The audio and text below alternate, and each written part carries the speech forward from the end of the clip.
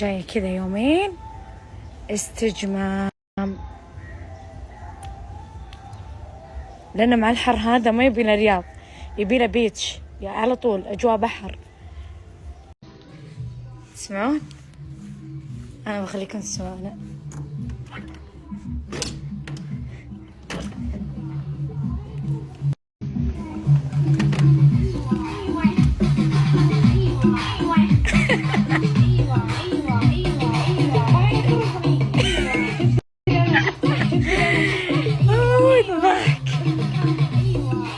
شفت اللي أنا شفته؟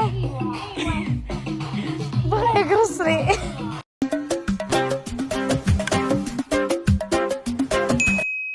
يا جماعة أنا كان عندي شغل في دبي بعد أسبوعين، ففجأة قررت إني أنا أجيهم الويكند هذا. ليش؟ لأن ما عندي شغل بالرياض الويكند ذا، قلت خلني أستغل الوضع وأمشي دبي. ما قررت إلا اليوم في الليل، حجزت والحين رايحة دبي. تخيلوا إني ما جيت لي سنة، ما جيت دبي زمان، أنا وحشتني.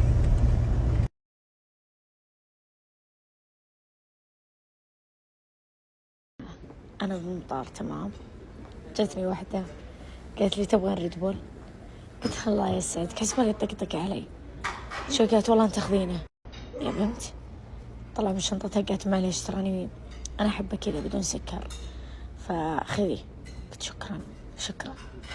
هذا من تمرين السعد يا حبي. انتوا تلوموني في البنات يوم اقول امس في البث اقول بنات حنونات يجننون، تلوموني يا اخي ايش اقول؟ اخيرا حصلت راية الريد بول. مرة شكرا حبيبتي. تخيلي ايش سويت؟ طلبت ايس لأنه كان حار. مرة شكرا اسعدتيني والله. تخيل طلعنا مطقمين بالنظارة. المهم توصلين حبيبتي بالسلامة، يبعد عيني. مرة فرصة سعيدة اني شفتك يا عمري، عقبال ان شاء الله ما اشوفك. وصلت دبي وعلى طول خذيت لي منتجع يا جماعة رهيب، كأني مسافرة. تشوفون؟ ايش رايكم؟ كأني مسافرة، توني واصلة. وهذه غرفة النوم أطل على الفيو الجميل هذا. بغيت بحر، بغيت مسبح، يتجنن. جاية كذا يومين استجمام، لأن مع الحر هذا ما يبينا رياض، يبينا بيتش يعني على طول أجواء بحر. عشان تعرفون الصيف يعني ما يطول، لازم نحلله، لازم نسوي تان. بس الحين طلبت لي فروت وطلبت لي أكل وعصيرات.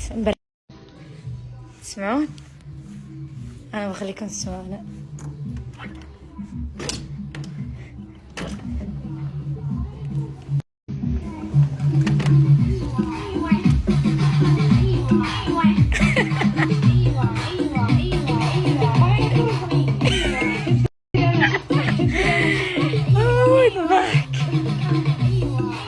شفت اللي أنا شفته؟ بغى يقرصني.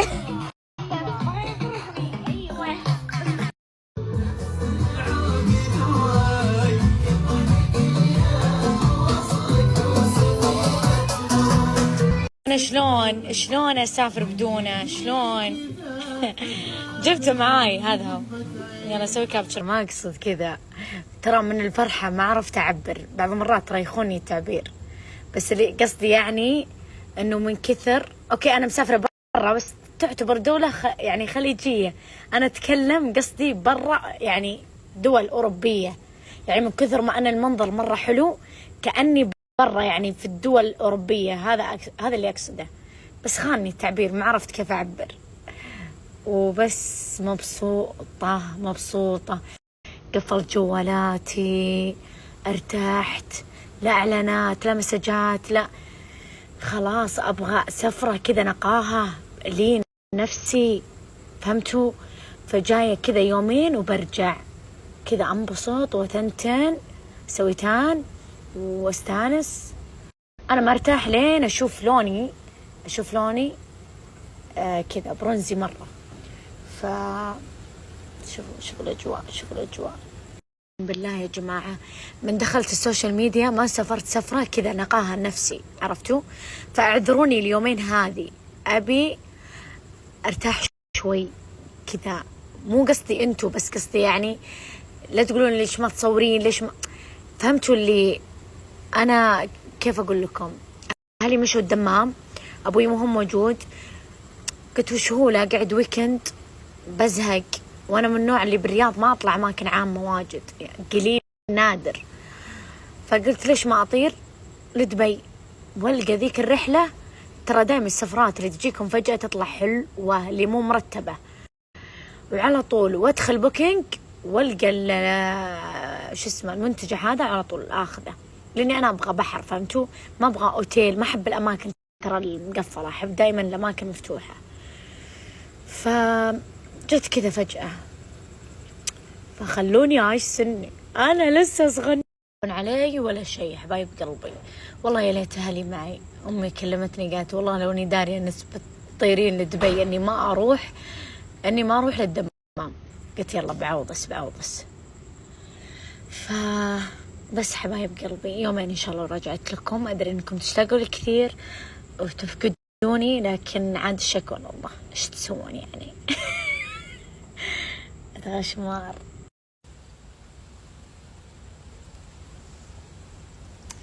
كيف الكشخة؟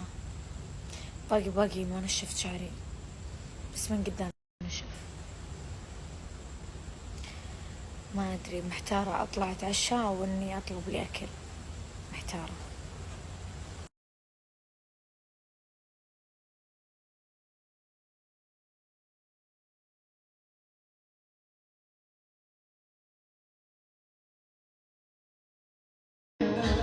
وميتة جوع للي بعدها.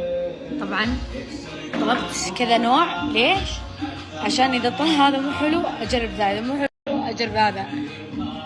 طبعا طلبت برياني، لازم إني أول مرة أجيهم فما بيتجحفل، كم مرة تصير لي وأنا جوعانة ما عرفت إني أصور.